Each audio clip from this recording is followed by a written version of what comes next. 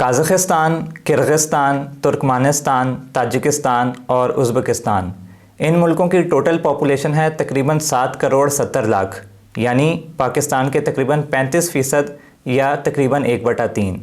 लेकिन अगर इन मुल्कों की इकॉनमी को देखें तो ये तकरीबन 330 बिलियन डॉलर बनती है। तकरीबन इतनी ही पाकिस्तान की भी है।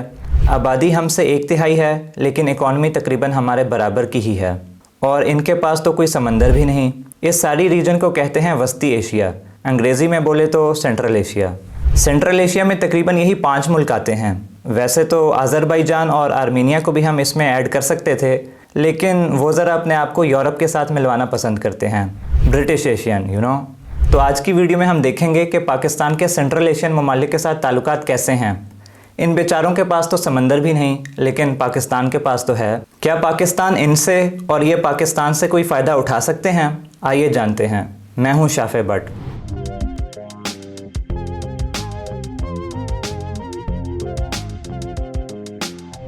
सेंट्रल एशियन कंट्रीज़ उस वक्त वजूद में आना शुरू हुए थे जब सोवियत यूनियन का ख़ात्मा हुआ था। ये सारे मुल्क सोवियत यूनियन से ही निकले थे। सारे मुल्क आगे पीछे ही आए हैं, कोई थोड़ा पहले आ गया और कोई थोड़ा बाद में। बिल्कुल वैसे ही जैसे 2 ट्विन्स पैदा होते हैं, एक बच्चा दूसरे से 2 मिनट पहले आ जाता है और दूसरा बाद में।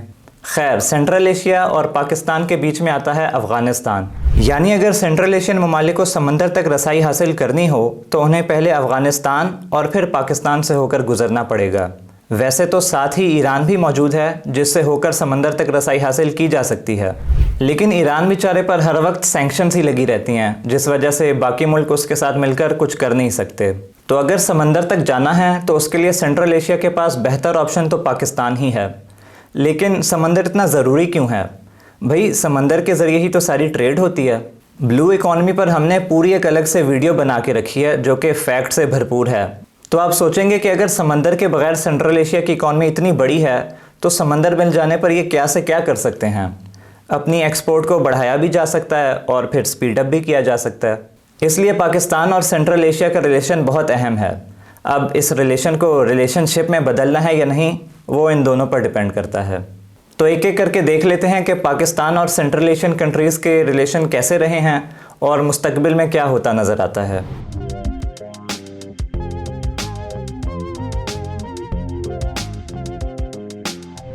तुर्कमानिस्तान जब सोवियत यूनियन से अलग हुआ तो पाकिस्तान ने उसे तस्लीम करने में ज़्यादा देर नहीं लगाई। तुर्कमानिस्तान के लोगों की एक बात जानकर आप हैरान होंगे कि उन्हें घोड़े बहुत पसंद हैं। तुर्कमानिस्तान में तो घोड़े का गोश्त खाने को इंतहाई बुरा तस्वुर किया जाता है। खैर, सिर्फ तुर्कमानिस्तान ही नहीं जिसे घोड़े बहुत पसंद हों, घोड़े तो हमारे सियासतदानों को भी बहुत पसंद हैं। कहना मेरा घोड़ा वो जिन्हें सारे नोके लाया है।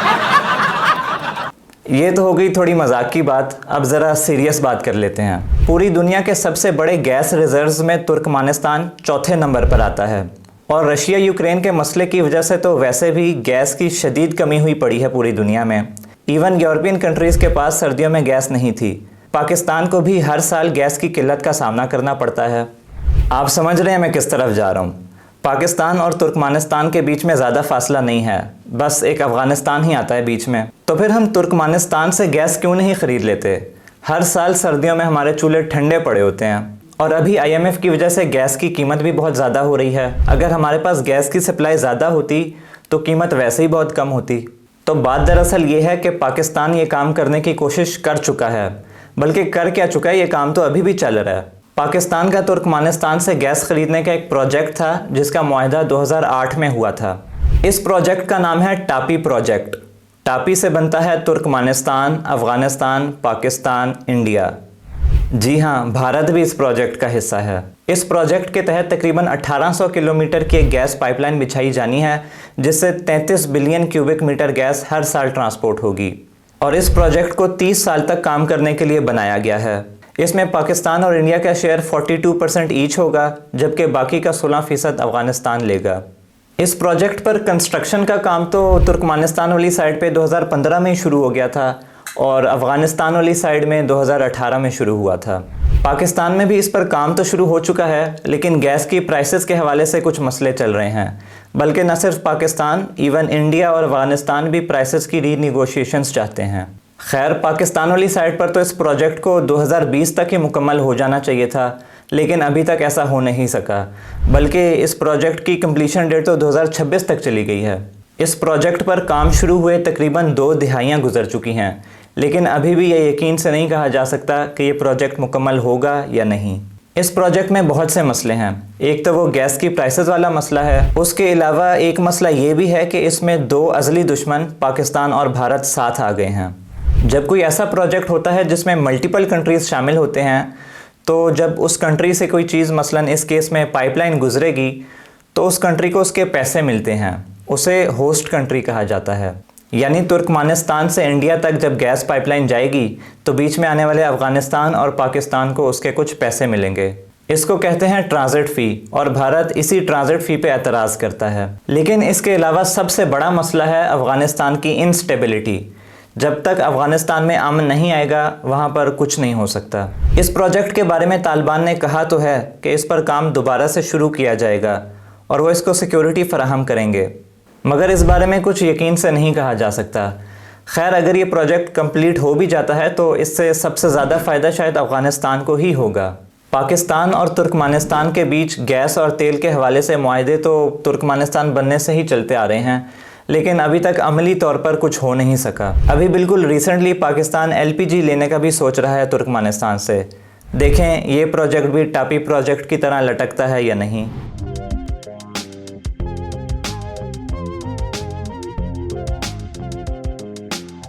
उज़्बेकिस्तान वो मुल्क है जहाँ पर मुग़ल सल्तनत के बानी ज़हीरुद्दीन बाबर पैदा हुए थे। उज़्बेकिस्तान में ज़हीरुद्दीन बाबर को एक हीरो की नज़र से देखा जाता है। पाकिस्तान में मौजूद मुग़ल लोग भी उज़्बेकिस्तान के मुग़लों की ही नस्ल से हैं। उज़्बेकिस्तान के 2 बहुत तारीख़ी शहर हैं, समरकंद और बुखारा। पाकिस्तान में भी सूफ़ीज़म के बहुत से बुज़ुर्ग यहीं से आए हैं। मशहूर फ़ातेह तैमूर लंग का ताल्लुक़ भी उज़्बेकिस्तान से ही था और वो उज़्बेकिस्तान के शहर समरकंद में ही दफन है। पाकिस्तान उन पहले ममालिक में से था जिन्होंने सोवियत यूनियन के टूटने के बाद उज़्बेकिस्तान को तस्लीम किया, लेकिन पाकिस्तान और उज़्बेकिस्तान के ताल्लुकात शुरू वाले सालों से ही कोई ख़ास अच्छे नहीं चल रहे। उसकी वजह ये थी कि दोनों मुल्क अफ़गानिस्तान में मुखालिफ ग्रुप्स को सपोर्ट करते थे, इसलिए तकरीबन पहली दिहाई तक तो ताल्लुकात अच्छे नहीं रहे। लेकिन फिर दोनों मुल्कों ने वॉर ऑन टेरर में अमेरिका का साथ दिया और इसलिए इख्तलाफात कम हो गए। उज़्बेकिस्तान समंदर तक रसाई के लिए मुकम्मल तौर पर ईरान पर डिपेंडेंट है। ईरान पर डिपेंडेंट होने में तो कोई मसला नहीं, लेकिन सिर्फ़ और सिर्फ ईरान पर डिपेंडेंट होने में मसला ज़रूर है। एक तो ईरान सैंक्शन ज़दा मुल्क है, और दूसरा उज़्बेकिस्तान को इस रास्ते से ट्रेड करना ज़रा महंगा भी पड़ता है और टाइम भी ज़्यादा लग जाता है। यही काम अगर पाकिस्तान के ज़रिए किया जाए तो वक्त और पैसा दोनों बचेंगे। फरवरी 2021 में पाकिस्तान, अफ़गानिस्तान और उज़्बेकिस्तान ने एक मुआहदे पर साइन तो किए हैं, जिसके तहत उज़्बेकिस्तान से पाकिस्तान तक एक रेल का ट्रैक बिछाया जाएगा। इस प्रोजेक्ट का नाम है मज़ार शरीफ काबुल पेशावर रेल नेटवर्क। इस प्रोजेक्ट की एस्टिमेटेड कॉस्ट है $5 बिलियन और इसमें उज़्बेकिस्तान के शहर मज़ार शरीफ से लेकर पेशावर तक तकरीबन 573 किलोमीटर की रेलवे लाइन बिछाई जाएगी। पेशावर से आगे कराची तक पाकिस्तान का रोड नेटवर्क इस्तेमाल करके उज़्बेकिस्तान समंदर तक रसाई हासिल करेगा। इस रेलवे प्रोजेक्ट का एक फ़न फैक्ट ये है कि ये हिंदूकुश रेंज से होकर गुजरेगा, जहां पर रेलवे ट्रैक की हाइट तकरीबन 3500 मीटर तक होगी। यानी अगर तो ये रेलवे लाइन बिछ गई तो ये दुनिया की सबसे ऊंची रेलवे लाइंस में से एक होगी। खैर, इस प्रोजेक्ट को मुकम्मल होने में तो कम से कम 5 साल लग जाने हैं, लेकिन इससे उज़्बेकिस्तान से पाकिस्तान तक का ट्रांसपोर्टेशन टाइम तकरीबन आधा हो जाएगा और ख़र्चे में तकरीबन 35% तक की कमी आएगी। यानी ये हर लिहाज से एक बहुत फ़ायदेमंद प्रोजेक्ट है, पाकिस्तान के लिए भी और उज़्बेकिस्तान के लिए भी।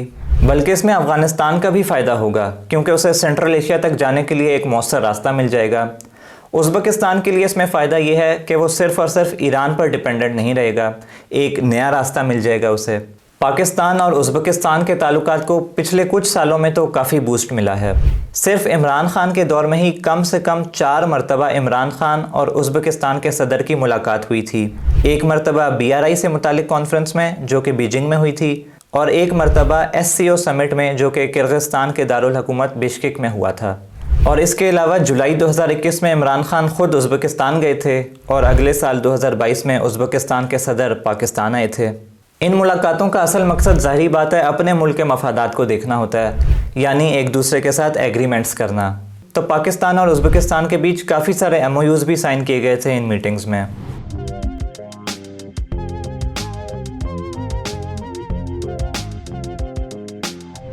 बाकी वस्ती एशियाई रियासतों की तरह ताजिकिस्तान के साथ भी पाकिस्तान के ताल्लुकात सोवियत यूनियन के ख़त्म होने के बाद ही कायम हुए, लेकिन ताजिकिस्तान वो मुल्क है जो पाकिस्तान के सबसे ज़्यादा करीब है। ये मैं ताल्लुकात में कुर्बत की बात नहीं कर रहा, ये मैं जियोग्राफिक लोकेशन के लिहाज से बात कर रहा हूँ। पाकिस्तान और ताजिकिस्तान के बीच में सिर्फ 16 किलोमीटर का फासला है। इन 16 किलोमीटर्स में आती है वाखान राहदारी। वाखान राहदारी की भी एक बहुत मज़े की स्टोरी है, इस पर हमने एक अलग से पूरी वीडियो बना के रखी है, लिंक डिस्क्रिप्शन में मिल जाएगा। खैर, टॉपिक पे वापस आते हैं। पाकिस्तान में रहने वाले पनाह गुज़ीन में अफ़गान ताजिक कम्युनिटी की भी एक बहुत बड़ी तादाद है। अफ़गानिस्तान एक ऐसा मुल्क है जिसमें बहुत सी एथनिसिटीज़ के लोग रहते हैं। न सिर्फ ताजिक बल्कि कई और एथनिसिटीज़ के पनाह गुज़ीन भी पाकिस्तान में रहते हैं और इनमें सबसे बड़ी तादाद अफ़गानिस्तान से आए हुए लोगों की है। और इनमें भी मेजॉरिटी वो है जो अफ़गानिस्तान में सोवियत यूनियन के हमले के बाद पाकिस्तान आई थी। खैर, अब ज़रा मुआहदों वगैरह की बात कर लें तो पाकिस्तान और ताजिकिस्तान में जितने भी मुआहदे हैं उनमें सरे फहरिस्त है कासा 1000। इस प्रोजेक्ट में सिर्फ पाकिस्तान और ताजिकिस्तान ही नहीं बल्कि अफ़गानिस्तान और किर्गिस्तान भी शामिल हैं। ये प्रोजेक्ट तकरीबन $1 बिलियन का प्रोजेक्ट था जिसकी ग्राउंड ब्रेकिंग सेरेमनी 2016 में हुई। वैसे तो इस प्रोजेक्ट की कंप्लीशन डेट 2023 में एक्सपेक्टेड थी, लेकिन ऐसा हो ना सका और ऐसा ना होने की वजह पाकिस्तान नहीं बल्कि अफ़गानिस्तान है। कासा से बनता है सेंट्रल एशिया साउथ एशिया। ये एक पावर प्रोजेक्ट है जिसमें पाकिस्तान और अफ़गानिस्तान को पानी से तैयार की हुई बिजली फराहम की जाएगी। मेन बेनिफिशरी इसमें पाकिस्तान होगा क्योंकि पाकिस्तान को तकरीबन 1000 मेगावाट बिजली जबकि अफ़गानिस्तान को 300 मेगावाट बिजली मिलेगी, टोटल 1300 मेगावाट में से। ताजिकिस्तान और किर्गिस्तान में दरियाओं से आने वाले पानी से बहुत सी बिजली बनती है, उनकी ज़रूरत से भी ज़्यादा, और उसकी वजह यह है कि ये पहाड़ी इलाके हैं और पहाड़ से जो पानी आता है उससे ये बिजली बनाते हैं। तो गर्मियों में इन दोनों मुल्कों के पास बहुत सी बिजली होती है जिसको बेचकर ये पैसे कमा सकते हैं, और दूसरी तरफ पाकिस्तान और अफ़गानिस्तान को सस्ती बिजली की ज़रूरत तो रहती ही है। तो इस कासा 1000 प्रोजेक्ट के ज़रिए तकरीबन 1200 किलोमीटर की पावर ट्रांसमिशन लाइन किर्गिस्तान से होते हुए ताजिकिस्तान, अफ़गानिस्तान और फिर पाकिस्तान पहुँचेगी।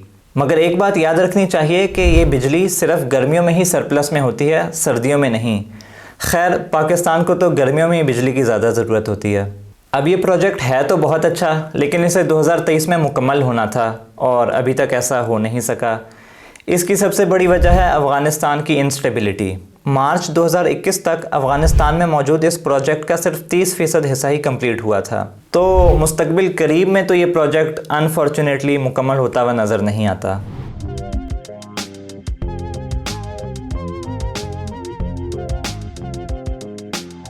अगेन, बाकी सेंट्रल एशियन ममालिक की तरह काज़ाकिस्तान के साथ भी पाकिस्तान के ताल्लुकात सोवियत यूनियन के ख़त्म होते ही शुरू हो गए थे, लेकिन जहां बाकी सेंट्रल एशियन रियासतें और काज़ाकिस्तान में फ़र्क आता है वो है काज़ाकिस्तान का साइज़। काज़ाकिस्तान इतना बड़ा है कि अगर बाकी के सारे सेंट्रल एशियन ममालिक को 2-2 दफ़ा भी इसमें रख दें तब भी काज़ाकिस्तान को पूरा कवर नहीं किया जा सकेगा। पॉपुलेशन अलबत्ता उस लिहाज से नहीं है, और शायद यही वजह है कि पाकिस्तान और काज़ाकिस्तान की ट्रेड में एक बहुत बड़ा फ़र्क है। वैसे तो ओवरऑल ट्रेड ही कोई ख़ास नहीं है, लेकिन जितनी भी है उसमें मेजॉरिटी शेयर पाकिस्तान का ही है। और ये बात सुनकर शायद आपको हैरानी होगी कि काज़ाकिस्तान को पाकिस्तान की एक्सपोर्ट्स ज़्यादा हैं और इंपोर्ट्स कम हैं। पाकिस्तान की एक्सपोर्ट्स हैं तकरीबन $193 मिलियन, जबकि काज़ाकिस्तान की एक्सपोर्ट्स हैं सिर्फ $16 मिलियन के करीब। यानी ये ट्रेड काज़ाकिस्तान के लिए बिल्कुल भी बेनिफिशियल नहीं। अब मैं ज़रा एक फ़न फैक्ट बताना चाहूँगा आपको काज़ाकिस्तान के बारे में। ये फ़न फैक्ट काज़ाकिस्तान के कैपिटल सिटी के बारे में है। अगर आप किसी से भी इसके कैपिटल सिटी के बारे में पूछेंगे तो हो सकता है आपको मुख्तलिफ जवाब मिलें। उसकी वजह यह है कि काज़ाकिस्तान का दारुल हुकूमत कई मरतबा तब्दील हो चुका है। फिर 1997 में कैपिटल सिटी चेंज कर दिया गया, जिस तरह हमारे यहाँ कराची से इस्लामाबाद शिफ्ट किया गया था कैपिटल। खैर, उन्होंने अपना कैपिटल सिटी अकमोला से अलमाटी शिफ्ट कर दिया और फिर तकरीबन 5 महीने बाद ही इसका नाम बदलकर आस्ताना रख दिया। उसके बाद 2019 में इसका नाम तब्दील करके नूर सुल्तान रख दिया गया। नूर सुल्तान काज़ाकिस्तान के पहले सदर थे और अभी कुछ अर्सा पहले तक भी वही सदर थे, लेकिन नूर सुल्तान साहब के हटने के बाद अभी 2022 के एंड में इसका नाम एक दफ़ा फिर से तब्दील करके आस्ताना रख दिया गया है। भाई, इस स्पीड से तो हमारे वज़ीर आज़म नहीं चेंज होते जिस स्पीड से इनके कैपिटल सिटी के नाम चेंज होते हैं। पाकिस्तान ने 3 मुल्कों के साथ मिलकर एक एग्रीमेंट साइन किया था, QTTA। QTTA से बनता है quadrilateral traffic and transit agreement. ये मुआहिदा मार्च 1995 में इस्लामाबाद में साइन किया गया और बाकी के 3 ममालिक थे चीन, किर्गिस्तान और काज़ाख़िस्तान। ये रास्ता किर्गिस्तान और काज़ाख़िस्तान को पाकिस्तानी पोर्ट्स के ज़रिए बहीर अरब तक रसाई दिला सकता है। और इसका सबसे बड़ा फ़ायदा ये है कि इस पूरे प्रोजेक्ट में कहीं पर भी अफ़गानिस्तान नहीं आता। अफ़गानिस्तान में क्योंकि स्टेबिलिटी बिल्कुल नहीं है, इसलिए उस पर रिलाई करना ज़रा मुश्किल काम है। तो QTTA के ज़रिए सेंट्रल एशियन कंट्रीज़ को समंदर तक रसाई दिलाई जा सकती है अफ़गानिस्तान को बाईपास करके। किर्गिस्तान और काज़ाख़िस्तान के अलावा तुर्कमानिस्तान और उज़्बेकिस्तान भी इस मुआहदे में अपनी दिलचस्पी ज़ाहिर कर चुके हैं। उसकी वजह यह है कि इस मुआहदे का रूट पाकिस्तान के अंदर तकरीबन वही है जो CPEC का है, यानी ये एक बहुत रिलायबल प्रोजेक्ट है। इससे सेंट्रल एशियन कंट्रीज़ बहुत फ़ायदा उठा सकते हैं और पाकिस्तान का इसमें फ़ायदा ये है कि वह अपनी ट्रेड, अपनी एक्सपोर्ट बढ़ा सकता है। वैसे तो ये रूट सारे साल में सिर्फ 7 महीने इस्तेमाल के काबिल होता है क्योंकि इसके मुख्तलिफ पॉइंट्स पर बर्फ़ की वजह से रास्ते बंद हो जाते हैं, लेकिन फिर भी ये पाकिस्तान के लिए बहुत अहम रूट है क्योंकि इसका अल्टरनेट रूट सिर्फ अफ़गानिस्तान से होके ही जाता है। और अफ़गानिस्तान कहता है कि अगर हम आपको सेंट्रल एशिया तक जाने का रास्ता देंगे तो आपको हमें इंडिया तक जाने का रास्ता देना होगा। पाकिस्तान इस पे कहता है कि भाग जाओ। तो प्रोजेक्ट है तो बहुत अच्छा, लेकिन इसमें भी बाकी प्रोजेक्ट्स वाले मसाइल ही हैं कि ये प्रोजेक्ट मुकम्मल नहीं होते। 1995 में इस पर साइन किए गए थे, लेकिन अभी तक ये कंप्लीट नहीं हो सका।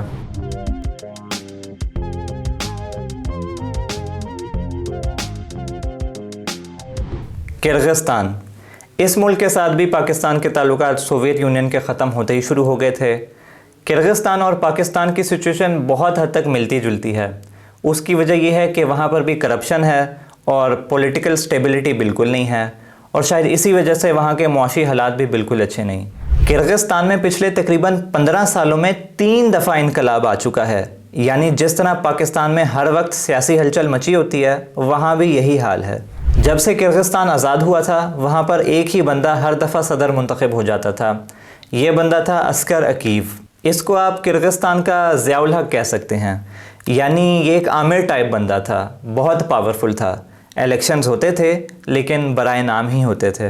2005 तक ये सदर रहा, लेकिन फिर वहाँ पर इनकलाब आ गया। इस इनकलाब का नाम था ट्यूलिप रेवोल्यूशन।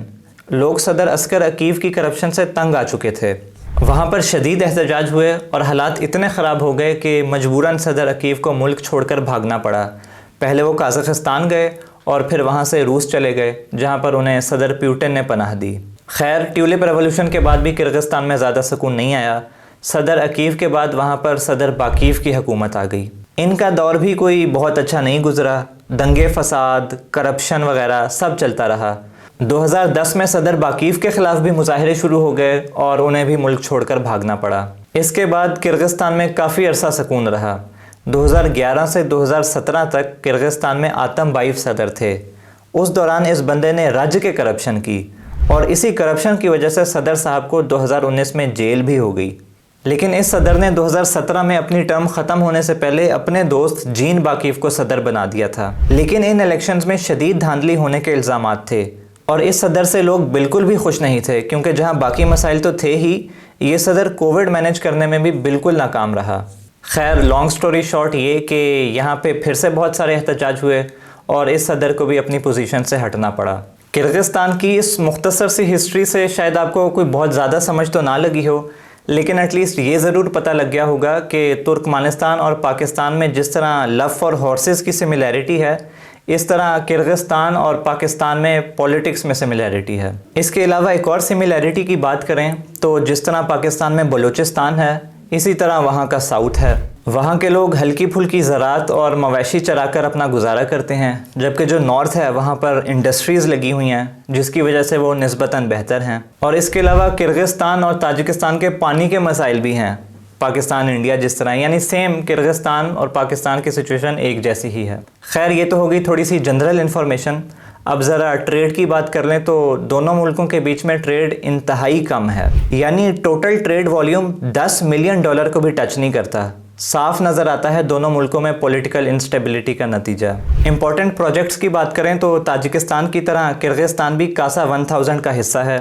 ये एक पावर प्रोजेक्ट है, लेकिन इसके बारे में हम तफसील से पहले बात कर चुके हैं। बाकी फ़ॉरेन पॉलिसी में एक इम्पॉर्टेंट डेवलपमेंट 2019 में हुई थी, जब इमरान खान साहब शंघाई कोऑपरेशन ऑर्गेनाइजेशन के मौके पर किर्गिस्तान गए थे। वहाँ पर उन्होंने किर्गिस्तान के सदर से भी मुलाकात की और चीन और रूस के प्रेसिडेंट से भी, और तो और नरेंद्र मोदी से भी उनकी मुलाकात हुई थी यहाँ पर।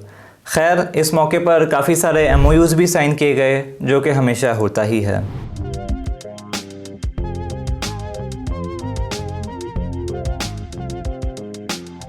तो ये है सारी सिचुएशन सेंट्रल एशिया की। अब बातें तो बहुत सी की हमने, काफ़ी सारे प्रोजेक्ट्स डिस्कस किए, जैसे टापी project, CASA 1000, Mazar Sharif Kabul Peshawar rail road, QTTA वगैरह वगैरह। लेकिन मसला यही है कि इनमें से एक भी प्रोजेक्ट अभी तक मुकम्मल नहीं हुआ। चलें, कुछ प्रोजेक्ट्स तो अभी रिसेंटली ही शुरू हुए थे, लेकिन कुछ प्रोजेक्ट्स तो 2-2, 3-3 दिहाइयाँ पुराने हैं। बस ना तो सेंट्रल एशिया की इकॉनमी बहुत अच्छी है और ना ही पाकिस्तान की, और फिर बाकी फैक्टर्स भी आ जाते हैं, जैसे इंडिया की प्रेजेंस इन प्रोजेक्ट्स में, और उसके अलावा जो सबसे बड़ा फैक्टर है वो है अफ़गानिस्तान की इंस्टेबिलिटी। तो जब तक ये सारे मसाइल हल नहीं हो जाते, मुश्किल ही है कि हमें कोई बड़ी कामयाबी देखने को मिलेगी। खैर, उम्मीद पर दुनिया कायम है, तो उम्मीद अच्छे की ही रखनी चाहिए। शाखें नहीं तो फूल भी, पत्ते भी आएंगे। ये दिन अगर बुरे हैं तो अच्छे भी आएंगे।